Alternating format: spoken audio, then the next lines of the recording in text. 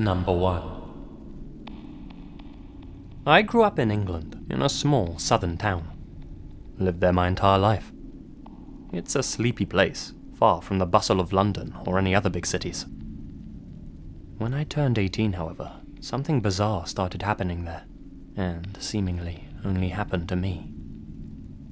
I started seeing a new face around town, a man who looked to be in his early 40s. His skin was pasty and grey-looking. Big, dark bags hung under his eyes. Even from a distance, I could see that those eyes had a sickly, yellow tinge to them. Honestly, it looked like the guy hadn't slept in years. You know how some people just have that unsettling vibe about them? Well, this guy certainly had it in spades. Now, when I say I started seeing him around town, I mean I encountered him everywhere, all the time, at least once every day or two. Sometimes I'd get on a bus, and he'd be there, sat at the back. Sometimes I'd be in a store, only to look out the window and see him looking in at me. No matter where I saw him, he'd always be staring at me with those wide, sickly, tired eyes. He never came up to me or said anything. He'd just stay at a distance, examining me, I guess. After staring at me for a few seconds or so, he'd always just walk off along the street. I ignored him as best as I could at the start, assuming he was just some new loony who'd moved to my town. We have more than our fair share of weirdos here, believe me. Over time, his presence became more persistent. I'd start seeing the guy twice a day, and he'd stand there, gazing at me for longer and longer periods of time. Eventually, I'd had enough, and decided I was going to tell him to leave me alone. Whenever I'd go to approach him though, he'd just quickly walk away, usually keeping his eyes on me as he did. Sometimes he'd even walk backwards away from me, keeping his eyes on me the entire time as he disappeared into the crowd. Even on the rare occasions that I'd run after him, I'd always lose him. He'd turn down a side street or an alleyway, and when I went to follow him in, he would already have vanished out of view. It freaked me out that nobody else ever seemed to react to this creepy man in my town. I mean, aside from the tired appearance, he looked ordinary enough, but you'd have thought that a guy staring wide-eyed at a much younger person would have drawn some attention. It never did. It was like he was invisible to everyone except me. I asked my family if they'd ever seen a pale, weird man around town. They never had.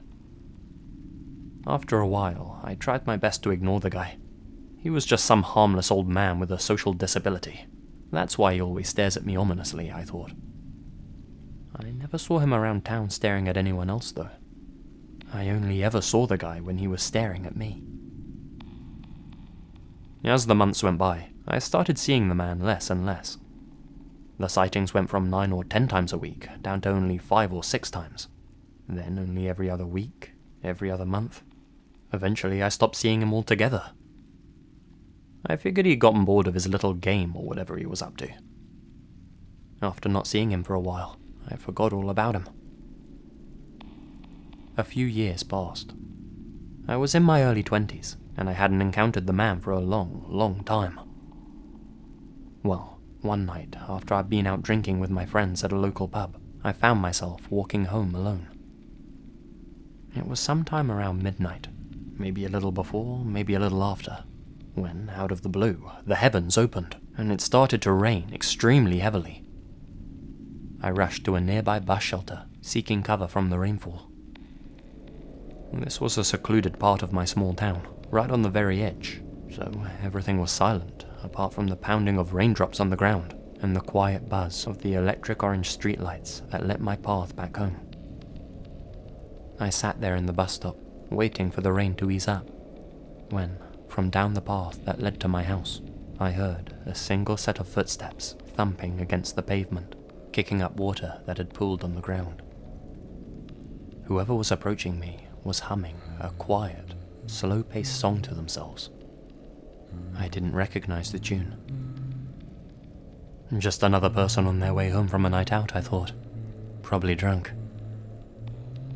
Wait, there aren't any pubs or bars in that direction. The soaked figure stepped under the orange light near my bus shelter, and I could finally make out his face. It was the man I had seen years before, the same dark bags hanging under his eyes. He moved under the same shelter as me, stopped right in front of me, and turned to face me.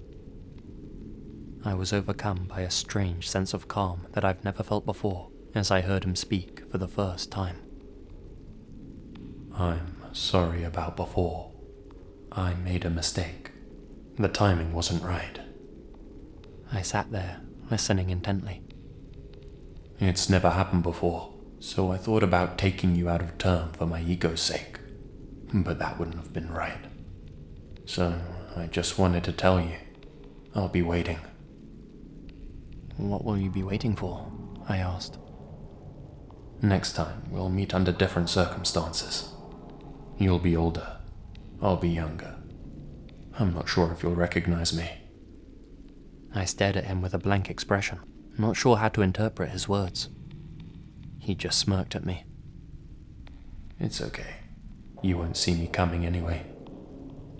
With that, his face softened for the first time. He dug his hands deep into his pockets, stepped out from under the shelter, back into the pouring rain, and continued on down the street in the opposite direction he approached me from. He kept walking until he was out of sight. The rain stopped 2 minutes later. The strangeness of the encounter finally struck me. I don't know why it hadn't before. I rushed home and double-locked all my doors. Since that night, I've yet to see the man around my town again. I still live there, though I've been planning on moving for a while now. The place just has this weird aura about it ever since that night. I have no idea if this guy was just some lunatic who likes to play sick games on people, or if he's something even more sinister. To this day, I'm still waiting for him.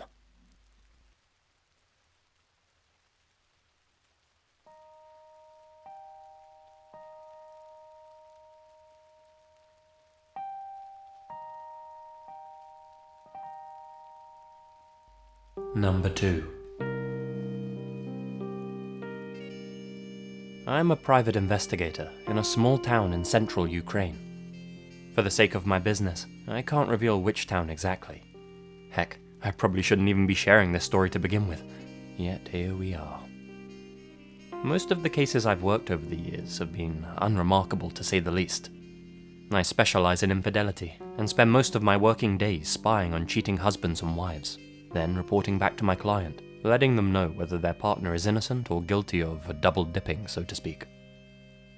A few years back, though, I worked an unusual case, one that ended up being much darker than I anticipated.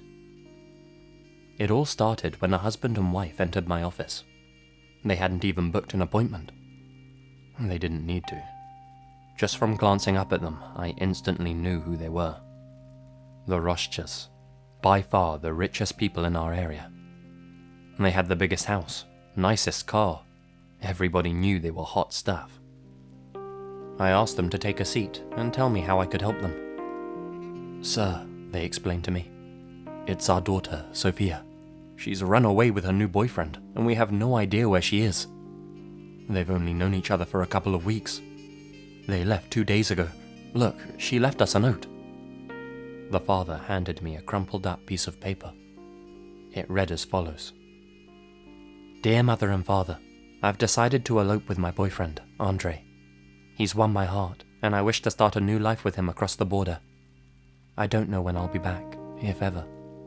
Don't cry for me, for he makes me happier than anyone deserves to be. Forever yours, Sophia Roschka." They told me this was completely out of character. Not to mention, the handwriting didn't look like hers at all, and the words didn't sound like something she had put. It was all too formal. They tried calling Sophia, but she never answered. The family immediately went to the police, begging them to help find their daughter. The authorities were strangely unhelpful.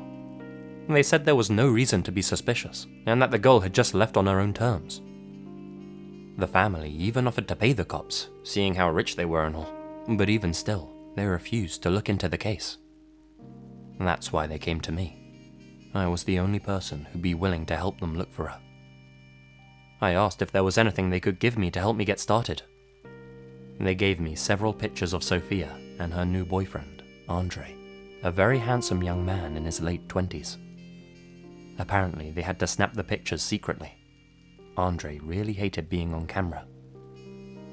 "Sir, that's not all," they told me. "You see, the reason we came to you specifically. This morning, we received an anonymous letter in the mail. We have no idea who it came from. Here." I opened the precisely folded letter and read it. "To the Rocha family, your daughter Sophia is in grave danger. Andre is not who he claims to be. The police won't help you. It may already be too late. Go to this man for help. It's your best chance. Signed, a friend." The man he named in the letter was me. The plot thickened. I agreed to help the family, told them I'd make the case my priority. They told me to do whatever I had to do. Money wasn't a factor. Problem was, with 0 leads, it was hard to know where to start looking. Turns out, a lead came to me. An hour after Sophia's parents left my office, I received a call from a private number. An unknown male voice spoke. "Listen closely. Andre will be at this location at 8 p.m. He won't be alone. It could be dangerous. If you go, be careful." I jotted down the location the stranger told me. A restaurant in the nearest city, maybe a 45-minute drive away. I then asked him the obvious question. "Who am I talking to?" "A friend. Whatever you do, don't tell the parents." "How do I know I can trust you?" "I've already said too much. Good luck." The line went cold. No doubt it was the same guy who sent the letter to the Roschas. I thought about calling them, but decided to heed the stranger's warning.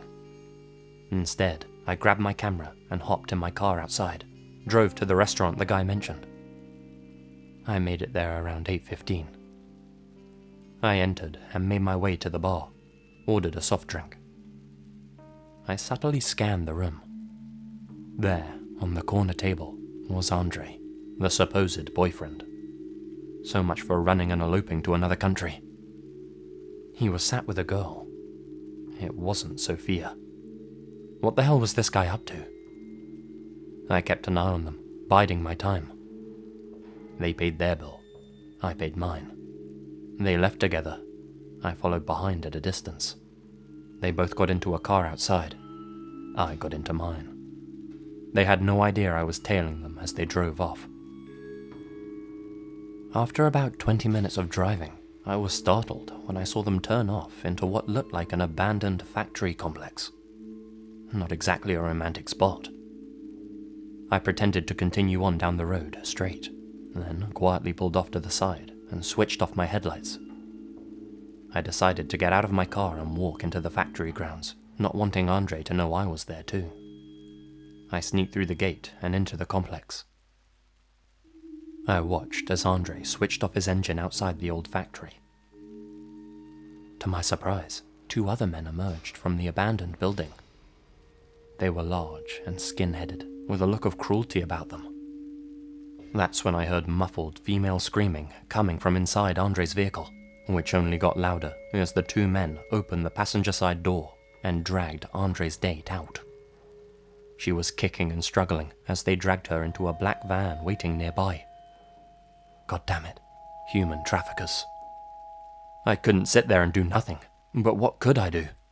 I was unarmed. The only thing I had to hand was my camera.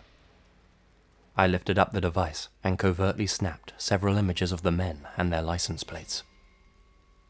The engine of the black van roared and began to make its way towards the gate I was next to. Christ, if the headlights shine on me, I'm toast. I turned and sprinted towards my car down the road on the left, the sound of the van getting louder as it approached me. I made it inside my car. The van pulled out of the complex. Please turn right. Please turn right. Damn it, it turned left. As it came to pass me, the driver turned his head, and there was no doubt he saw me huddled down in my seat. He continued on a little further down the road before I saw the van's brake lights flare.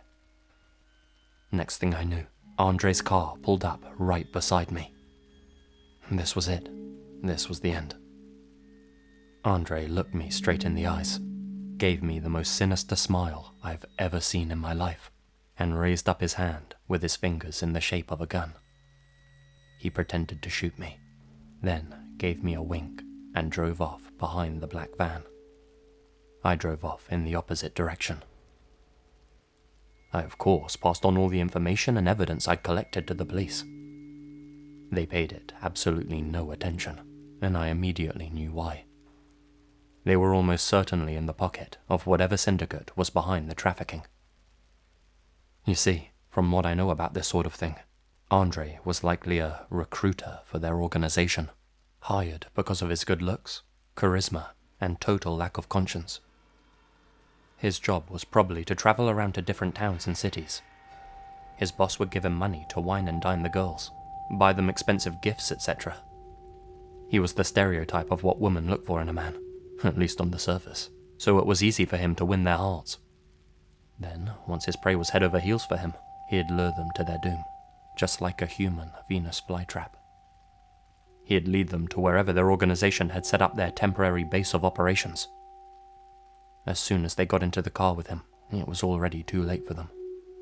They'd be forced into trucks, carted off to some secret location, and then auctioned off to the highest bidder. Their friends and family would likely never see them again. Andre was just one small cog in the machine. Unfortunately, the capturing and selling of other humans is the most profitable crime there is, so even if the police were after Andre, it wouldn't change much. The world keeps on spinning, and for as long as it does, there's gonna be evil living on it. I never did find out who the so-called friend was who sent the letter to the Roshchas and called me with the tip-off. My guess would be one of the local cops who knew something was going on. He knew he couldn't intervene, but felt the need to help out with the case anyway. He was right though. It was already too late for Sophia. Sadly, the corruption just ran too deep. In the end, I never asked Sophia's parents for any money. Ultimately, I decided to tell them that Sophia really did run off with Andre. I wanted to save them from heartbreak, from knowing that their daughter suffered the worst fate imaginable. I still ask myself whether I should have told them or not. Keeps me up some nights.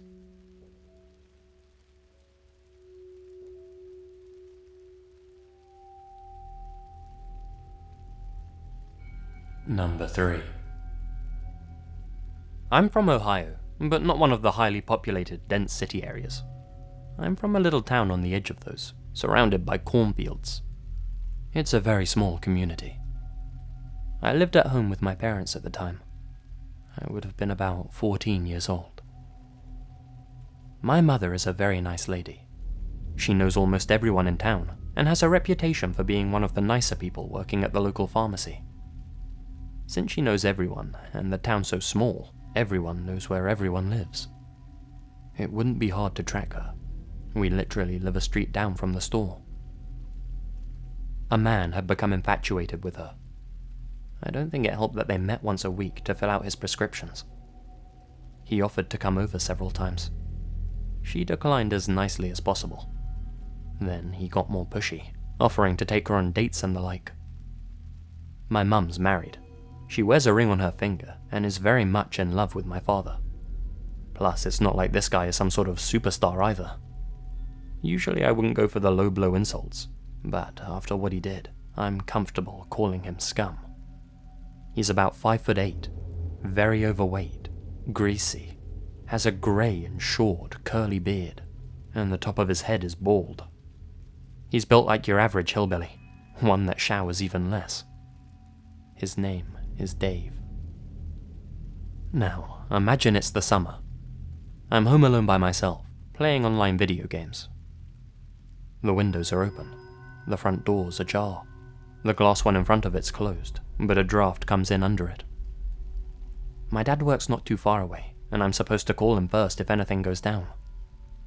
This is after weeks of my mum turning Dave down.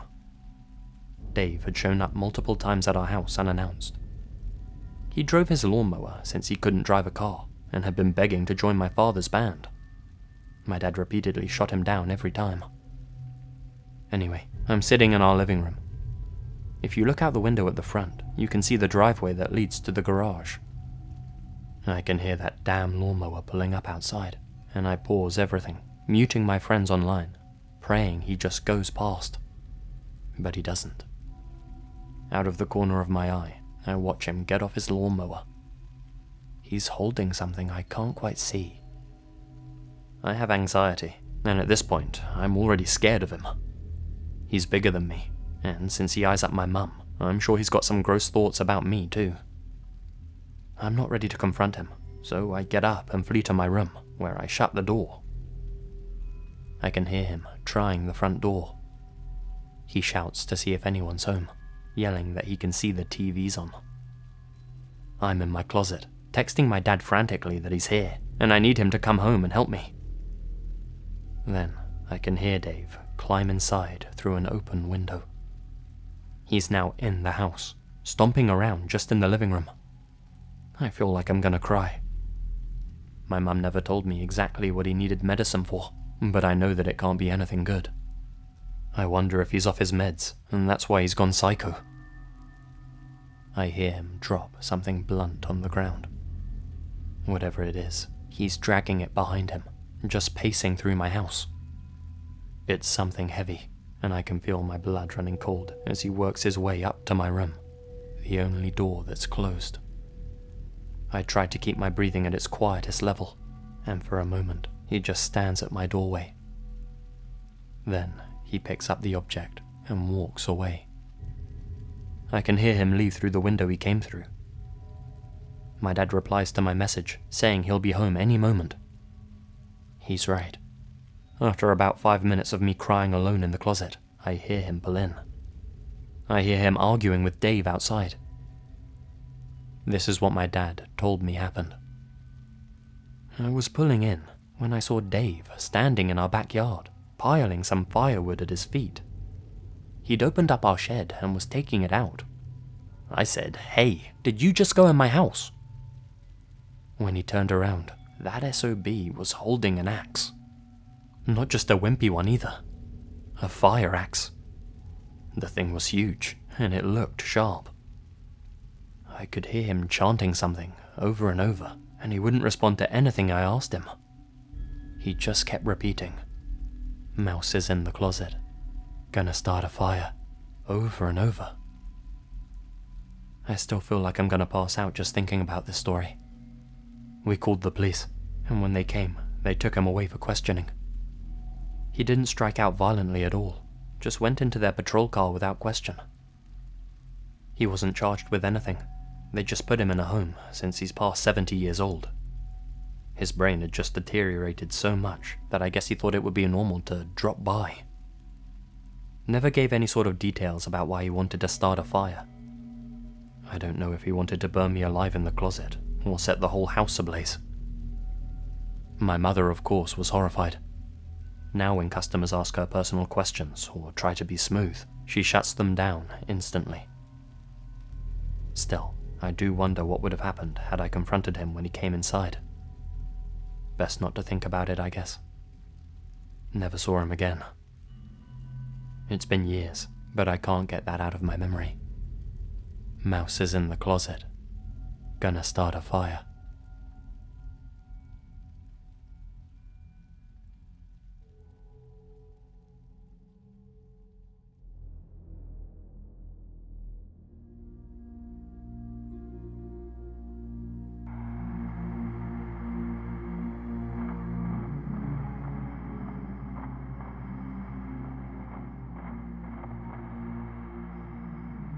Hey guys, Lazy here, and thank you very much for listening.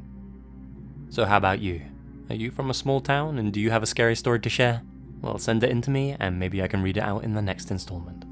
That is, if I do a next installment of this. Be sure to smash that like button and let me know that you enjoyed the video. If not, well, I guess I'll be doing something else. A huge thank you to all my supporters on Patreon, especially my biggest supporters. ReyPriceBurton, Marley Wright, Crawford K McDonald, Scion of the Emperor, Monica Mendoza, Alex Greensall, Philip Westre, Gina Valera, ProCupidineNata, John Crouch, James Labour, Crazy MaskParade, AnimeWimp, Maricruz Cedano, Victor Javier Fonseca Ruiz, Sarah Ramirez, Kat Meyers, Samuel Cotton, Andrew Romans, Sloane Crawford, Mitchell Allen Herrera, Charles Wilson, and Nadine. Thank you guys so much for your support. It really helps the channel out, what with YouTube being so anti-horror nowadays. We're all getting demonetized left, right, and center, so every little helps, every little helps. Anyway guys, that's it for this time. Keep your eyes out for the next video, and I'll see you guys very, very soon. Until then, you all stay spooky. And remember, the best things happen in the dark.